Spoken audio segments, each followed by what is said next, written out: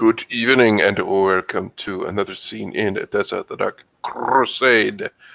And tonight we find ourselves, well, in transit, well, on the streets. A solitary figure is making her way to a place she hasn't been in a while, Ulrich's Old Haven. Recently the humble abode of said person's significant other. A lot of stuff has happened since. But Madeline is trying to look in this place and other places for, well, for a person she really does still care about. She might think herself above caring, above her friendship, her, who even knows, love perhaps, for Ulrich. But it's still there. Whether she wants to admit it or not, that's an entirely different thing. Yeah, she's just gonna walk around the place. She's wearing her dark, very spacious dark cloak and trying to avoid as many people as possible. She's not expecting to find too much here, but she's gonna give it a shot.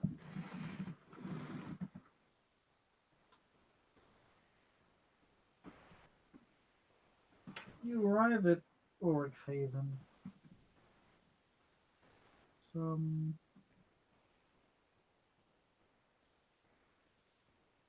you have an odd time getting here.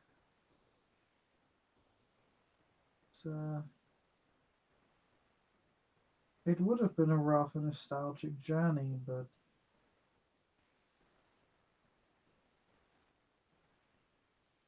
you've been running into more and more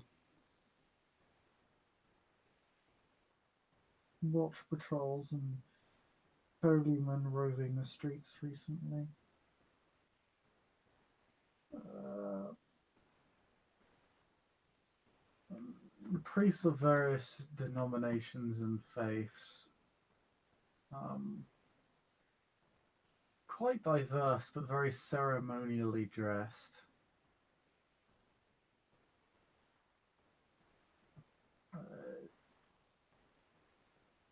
Suffice to say, you feel somewhat compelled to avoid them.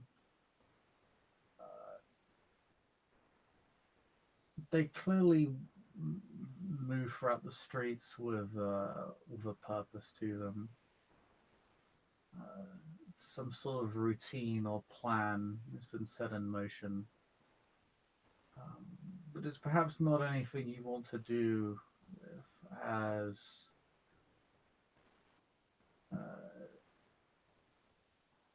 these men or their accomplices or someone with them, always someone, uh, radiates faith. It's very much like a roaming inferno to your kind, not something you wish to deal with. Not now, at least. Maybe later. Maybe we'll have to cut down these people later, or maybe find another way to be rid of them, but not now. So you've been forced to take a different approach. These people have such authority, it seems, that they're even present within the nobles' quarter. And there's actually quite a high density of these holy men within the nobles' quarter. Very much walk in thick robes, carrying scales, burning incense on each scale, singing hymns.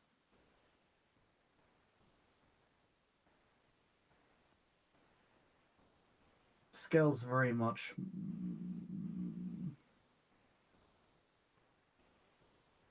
you can see that they tilt and shift ever so slightly when you approach. They become unbalanced.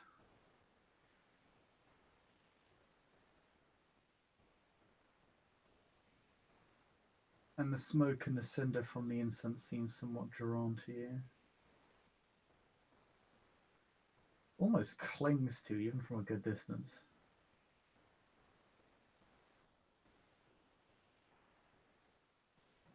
Quite upsetting things. Quite worrying things. This does not help Madeline's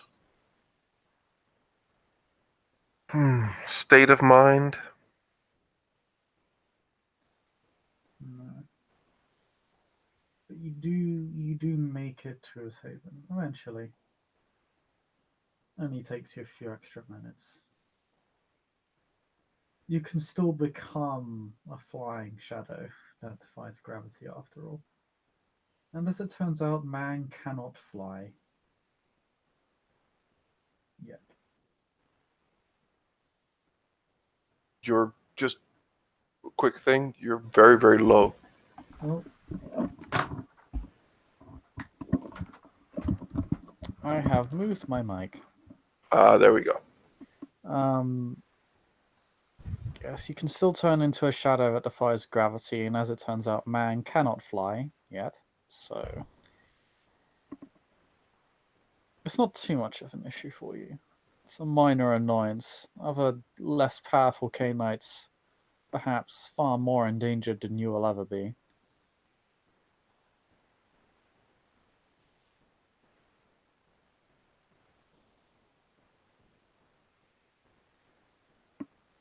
C'est la vie as you arrive. Presumably, you can simply enter through almost any opening, as the house is hardly airtight.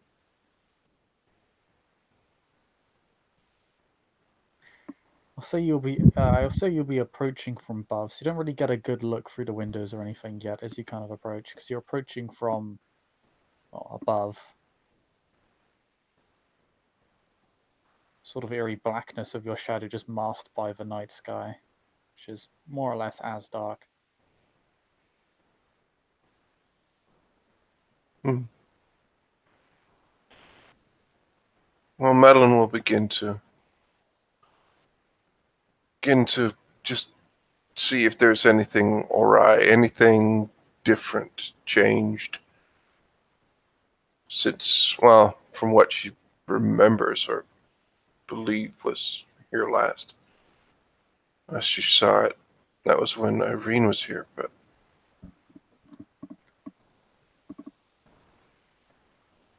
if she finds him, well, that's going to be maybe going to be a conversation he does not want in any way to have, but who knows?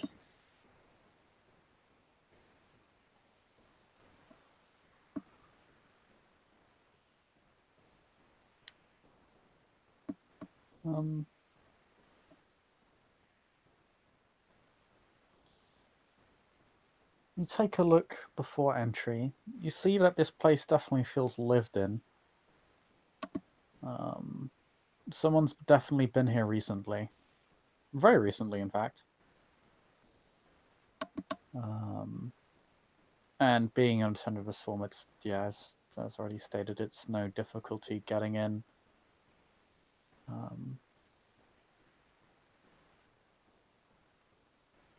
You enter,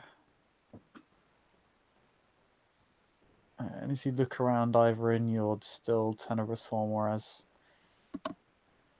as your physical self, you quickly discover that no one is here, or if they are here, they're being very quiet.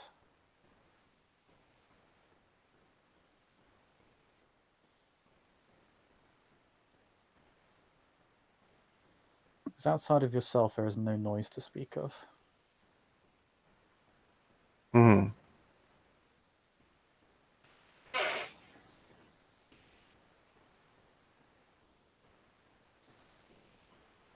You can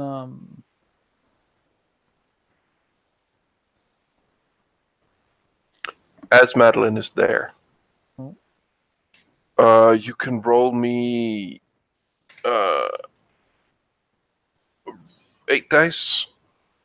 she is going to be looking for auras in the immediate surroundings.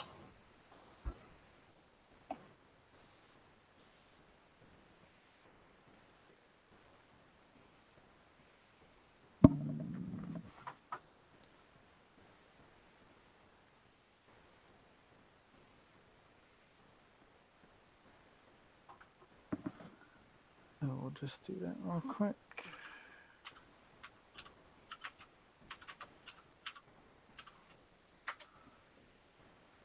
Okay. Wow, you're not really rolling that well, despite your pretty good dice pool for this. You do succeed though by quite a few degrees, in spite of that. I hate you, Chris. Just remember that. Difficulty is 5. So you still get 3 successes. That's not bad. Okay. Still though, diff 5. 8 dice. Should be getting like 4 and 5.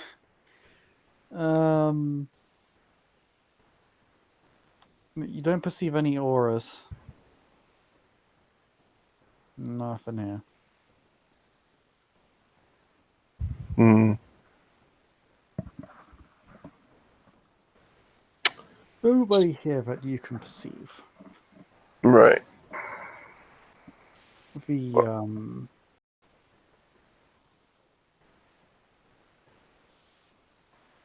the living room that you're in, man, this place has already changed in a century.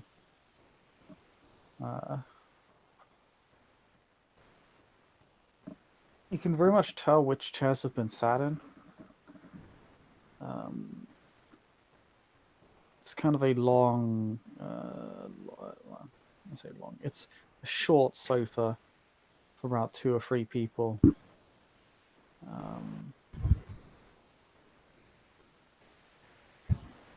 Pinned stuff fabric, kind of making it more comfortable than otherwise would be.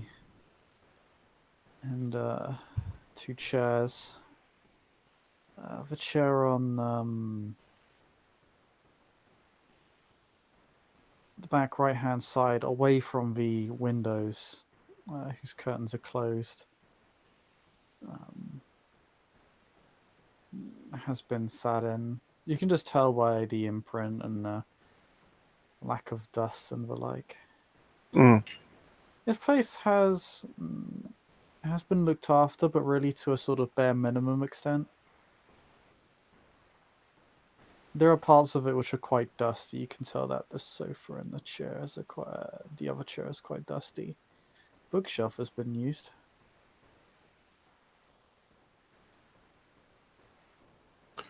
Well, first thing Madeline's going to do is going to look to see if she can see if anyone has studied, read anything specific, or if there's any notes of any kind, anything that indicates if someone was looking into something specific. Well,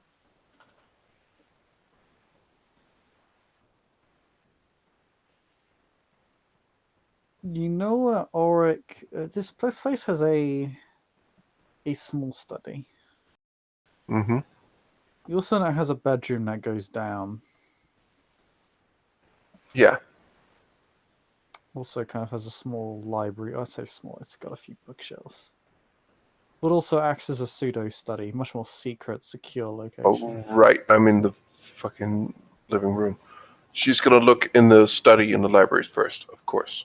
I'm just... Okay. Yeah. So you kind of head through the living room, and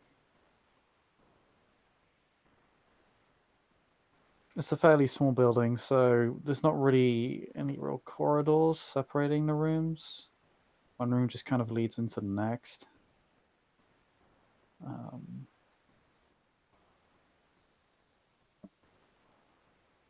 And you see that this study has been used fairly extensively. In fact, a lot of books have been removed, others have been swapped out.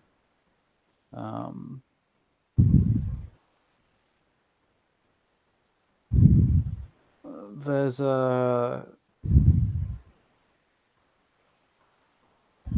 There's a deck of stacked paper, which looks quite thick. In fact, from what you can tell, it's being bound together. You could tell that this is what's effectively being done here is that this is kind of all these pages are being basically turned into a book. The pages themselves have been bound, but not the actual. There is no cover. There is no spine. So it's just the pages right now. Well, she is going to have an inspection to see what is in those papers.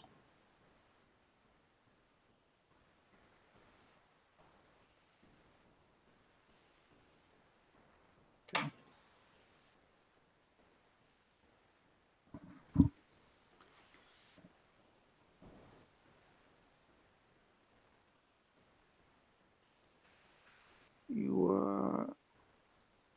Is this like clippings, like taken from other books, or is this all in the same handwriting? Looks like it's all done in the same handwriting.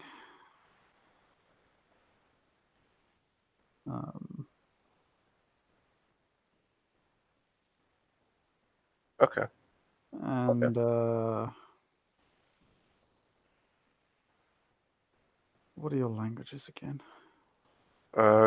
Greek, Latin, French, and Arabic, I think. Okay. Yeah, you can understand this then. It's in Greek. Kind of a Yeah. soft language barrier. And you begin to read it.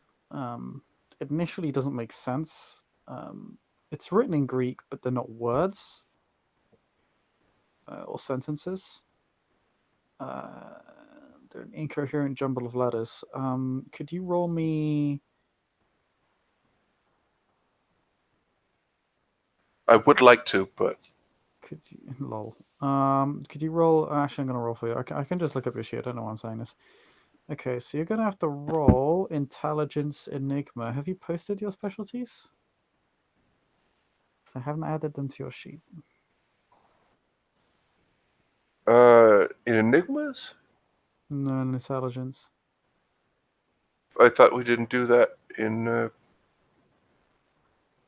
got changed about a month back, but not actually added That's why. specialties. No, I have not. Okay. You can just give them to me at the end of the scene. It's fine. Right. Okay. As of right now, you get 6 dice.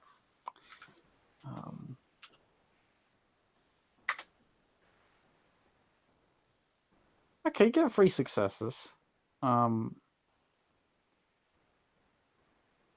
You're not going to resolve this overnight. Okay, first thing you learn is that there's definitely a cipher being used here.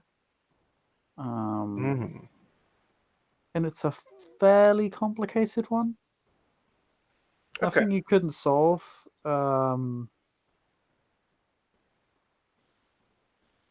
If you spent a few hours on it.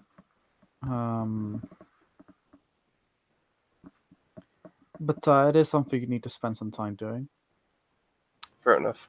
You believe you already have an idea of how the cipher works, just based on the surface level. Okay. But yeah, it's not something you're going to resolve immediately. The fact that it's been written in a separate language and is overlaid with a cipher suggests that it's quite important, however. And if you take out other books from the bookshelf, you'll find that they are inundated with the same cipher. So there are books here written, or is it just a thing that is recurring? It's a recurring cipher. It's the same cipher, which means if you resolve this one cipher, then you can read the entire library. All right. But then again, unlikely that whoever did this could come up with like 50 different ciphers for each individual book. A lot of books have been just removed. A lot of the shelves are just empty. In many ways, it's a fairly empty study. Fair enough. But yes, it appears someone is making an effort to refill it, or at least to replace what's been taken in some context or another. Mm-hmm. Um, Knowing who lives here, and the nature of the, or rather, based on the complexity of the code, it's pretty obvious that this likely entails something supernatural. Yeah. You can have actually, because you got 3 successes. You can tell that the pictures clearly detail infernal rites, and they are annotated in the same cipher. Mm. As how to stop them, or is it just It's could this be one way or the other, or it's unclear. Um, it's just regarding it, infernal it go rights? it Fair enough. clearly it's clearly going under these rites in great detail, but whether as it's to stop them or carry them out, you're not sure. Granted,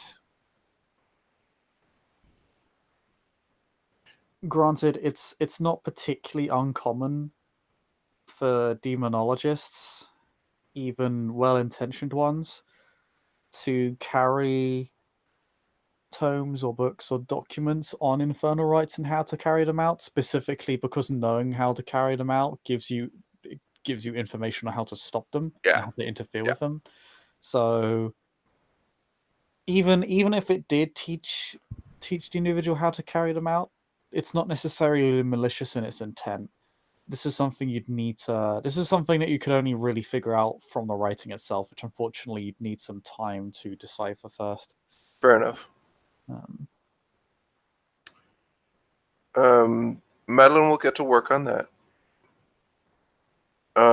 She will go to. Did what other places would she go? There was another one I was thinking of, and now I can't remember. Um,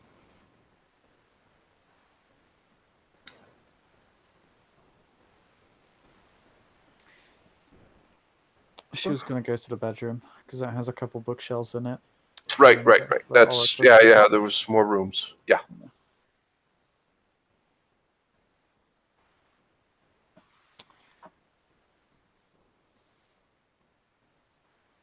Yeah, you're going to head to the sealed bedroom downstairs. A little secret entrance, hidden doorway behind uh,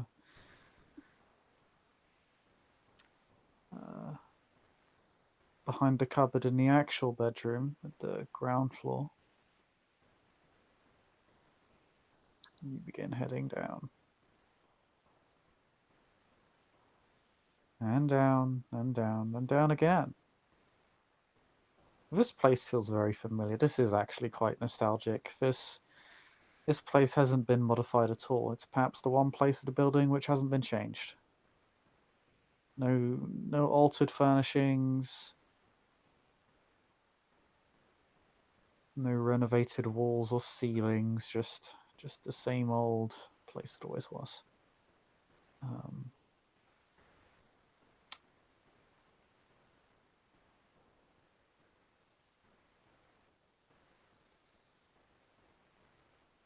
Hmm. and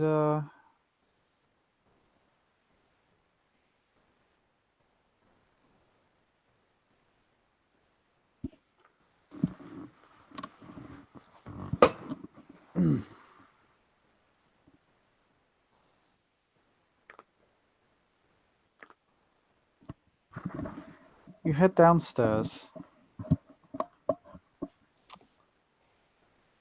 You saw Oric's true resting place. The bed has been used. It has been rested in recently. And this entire room You can tell that someone has been here. Again, the bookshelves largely empty.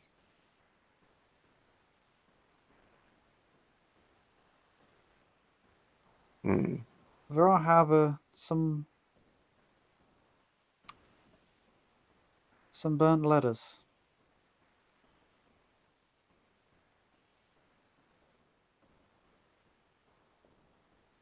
Likely read and then destroyed, so that if anyone found this place, they could not be. The contents of the letter could not compromise either the writer or the reader. But there is one that remains.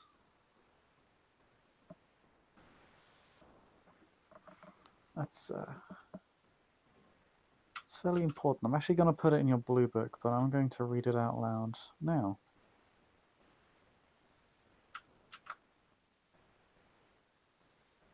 Um,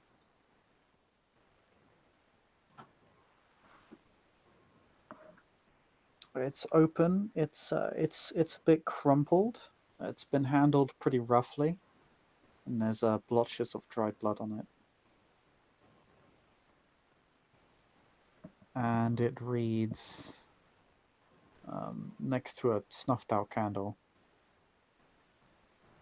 My dear Ulrich, if this letter reaches your hands, I must most likely be dead.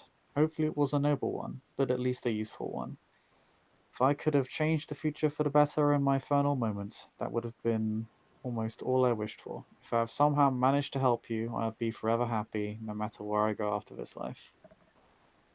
This life has been remarkable in many ways. The one thing topping all I have experienced in my short life as a Cainite, it was getting to know you so well. I never expected to find a love so deep that often I felt like I drowned in it. There is nothing or no one that would ever be able to drive that love away from me. I say this, but as the words slowly dry on the paper, I can tell my love fading. I can feel part of my heart not being for you anymore. And as it's and it is as if slowly my heart is dying and being reshaped again. Yet nothing can take away from which I know I feel for you. I'll always have these memories and I will keep them till the moment my body has gone to dust, and if I can, after that in my soul. I know you'll be mad when you find out what I have done, but I hope this letter will help you understand why. It was not too long ago when I received a new dream or vision, though it still feels strange to call them such still. I saw the Wishing Woman and Black Mary joining forces. Now I'm aware of the fact that acting on a vision can bring that to fruition. But as I was overthinking this mirage, I was feeling more and more anxious about it. So I finally decided to see the Wishing Woman, mostly because I was hoping to find some signal things were well or not. We ended up talking, and eventually I just blurted out what I saw. She said she could fight Black Mary if I were to do something for her, getting myself blood bonded. Now I know you will not approve. Even now I just have to close my eyes to draw a picture of your face, and that slight look of disapproval on it. But if I can make sure that face is there to face another night, help another stray candidate like myself, my life is worth it. I would never want to see you fail a fight. I hate seeing you hurt. I know this will hurt a lot, even with the love I now start to feel for the Wishing Woman. Your love pierces my heart still. I hope you'll never forget what has happened between us and that wherever I am, I will always look down on you. I hope you'll be able to look at this not as a betrayal, because I'm doing this because I love you so much. Black Mary needs to be defeated, and I know I do not have the power to do so by myself. I do not want to risk your life and want you to create your dream, not go down fighting against that person. You would have protected me, and God knows I want that, to be with you forever. But keeping myself safely hidden under your wings will not help the world nor the people in it. And that is what I know you want to do too, helping those who need it. After all, that drive was what brought us together, you stepping in and helping me when no one else was looking after a fledgling who was trying to fit shoes too big for her feet. There is something that you might already know of, a connection between me and her. I'm not sure if it was there before she took hold of me many months ago, but it certainly was there after that. In a way, I still think of her as my mother, although it gives me a bad taste in my mouth. So many Canaanites seem to know it, so I suppose you know this too. I've wondered if that is why you adopted me, so I still feel I'm not worthy of your love. You are the most kind and benevolent thing I have ever had the pleasure of meeting, and that includes all of the Salubri that I have met. I've always loved myself, and to be seen as loving and kind to others brings joy to my heart, but I wonder if that is a sin now. Is that what she has seen and is feeding off? Many questions I most likely will not get an answer to. Anyway, I am digressing. Soon it is time for me to go to the fountain again for the last time. There is so much I want to tell you, and the urge to run off to Timran and tell you all of this in person, to cry in your arms and to be loved again by you is still almost stronger than the call of a wishing woman. But this is my path that I have chosen to walk. This is for all of the people in Odessa, for all of those in Timran, but most of all for you. I love you, and I hope that one day you can find it in your heart to forgive me. Yours forever, Irene. Mm. And that is the letter that you read. Madeline will just look at it and just. She won't say anything. She's currently blobbing around, so she's not gonna do anything in that sense. But she is going to just have a look at it. Just consider it for a moment. Just look at it, really. Just looks around.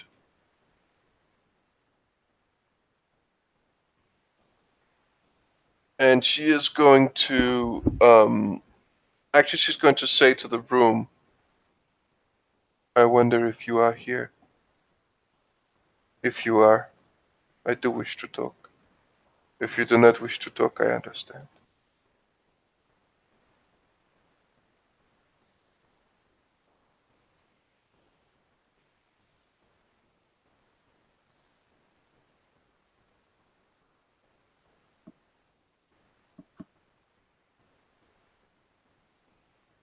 There is no response. Fair enough. Yeah, she will look. She'll probably go over the cipher a bit more.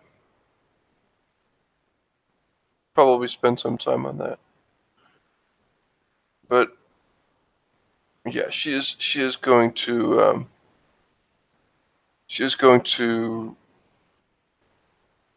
spend as much time as she can um, making sure that she hasn't missed anything in here. She's going to go through it thoroughly, even though she's. Okay.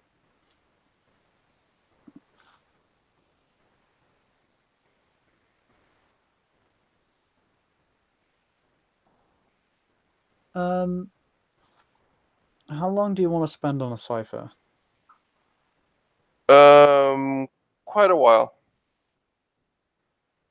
As in, how many hours? I'll give it 2. Okay. I'll let you have another check at it.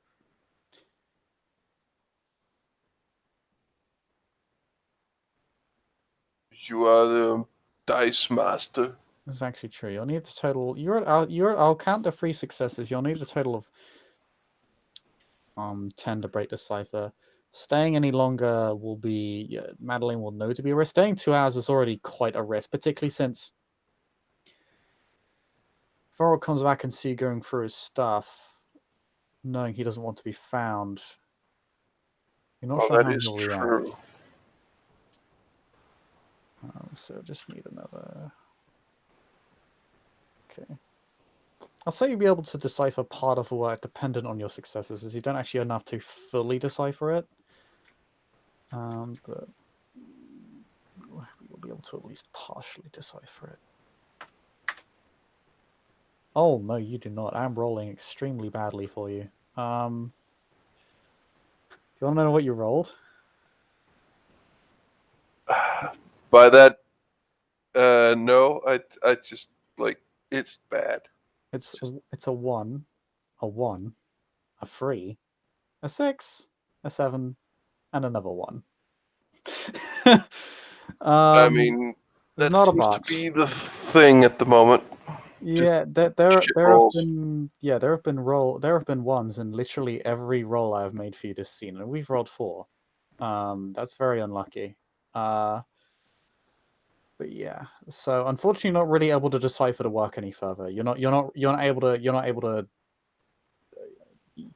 You think you have a general idea of what you should be looking for, like a pattern that you should be looking for, but you just can't identify it.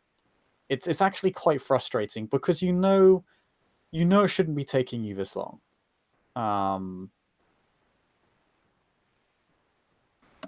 I mean, you can already speak the language that's meant to that's already half a challenge. But the fact that you can't seem to break through this, what should be a pattern you're fairly confident in breaking, it's it's frustrating, Madeline, somewhat. But Oh yes, hmm. but she is going to leave. Okay.